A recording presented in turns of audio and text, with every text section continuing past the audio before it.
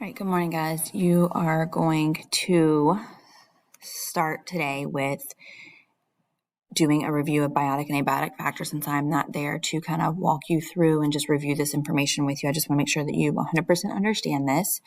So you're going to have these notes here, and I'm going to go through slides. And on your handout, you're going to write in the word that I tell you to write in the blank. They're word for word. We'll go over this. You'll keep this. And when I come back, we'll make sure that everybody has everything and you'll get a grade for this. So this is what the slides are going to look like. I'll make it full screen. We'll fill in the blanks. You pause it. When I tell you what word to write down, write that word down. And then we'll finish just the top part. We'll save the bottom part for later. So we're only going to do this part here about biotic and abiotic factors just to review, like I said, because I'm not there, just to make sure you understand it before you move on and do the next activity.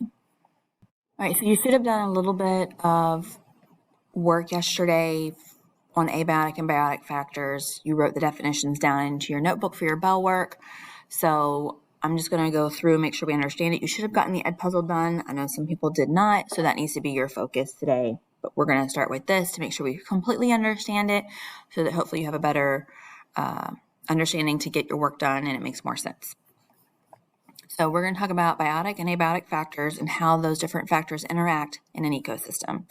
And you should have done this a lot in 6th grade. I know ecosystems is hit pretty hard in 6th grade, so this should not be a new concept to you. For the most part, you should be somewhat familiar, just kind of like a refresher. All right, so what do these words mean? So every ecosystem has living and non-living components. But an ecosystem itself is a system of living. So in that first blank, you're going to put living organisms interacting with the non-living components of their environment. So your first two blanks are going to be living and non-living. Again, it's word for word. Pause it, write it. All right, so even though we, like as humans, are living, or an animal in our life is living, we need those non-living things in order to survive, okay? So we need things like oxygen, rain, precipitation. We need those things as well. So we all have to have both of those things in order for us to be able to live within this ecosystem. So again, biotic, bio means life. We've talked about that prefix before. And so in the blank, you're going to write the living factors in an ecosystem. So the word living is going to go in that blank. And it also includes, and it doesn't mention it here, but it's also going to include things that were once living. So if a tree died, then that dead tree would still be biotic. All right, so that's what the word biotic means.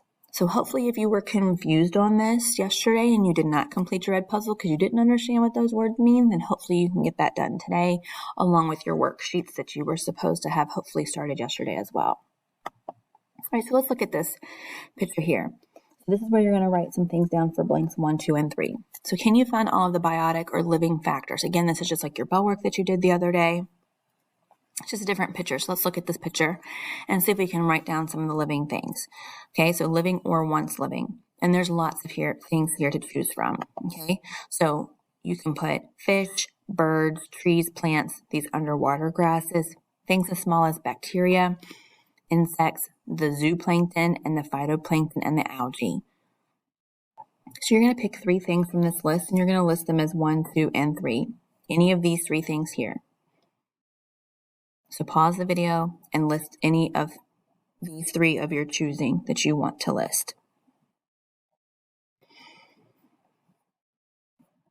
All right, so now if we look at the word abiotic, that word A, or that letter A, means non. So in the blank, you're going to write non-living, and these are the non-living factors in an ecosystem. So again, we still need the non-living things. Okay, if I'm a reptile in the desert, I still need that rock in order to live, so I don't bake in the sun. I hide underneath that rock. It helps protect me.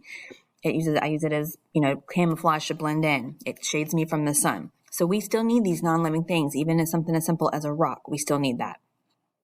All right, so let's look at that picture and look for the non-living things that are in this ecosystem. Okay, so these are things that were never living or never could be alive. So it's also important to remember that. So not just things that aren't living Again, remember, a dead tree is still a biotic factor because it was once living. These are things that could never be alive. Things like the sun, the heat, the rain, the clouds, the water, the rocks, dirt, oxygen, air. Those types of things are abiotic factors.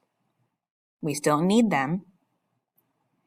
We need dirt so that plants can grow. We need sun. We need heat depending on the ecosystem that we're in. We need less heat if we're in the tundra. But we need sun because we need the sun to make the plants grow so that animals can eat the plants so that we can eat the animals, or that we can eat the plants.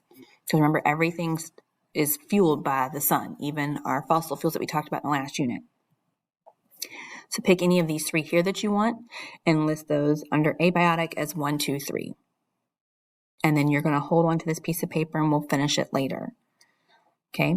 And then after this, you work on anything else that needs to be completed from yesterday, including a new activity that I'm going to talk about and post in Google Classroom today.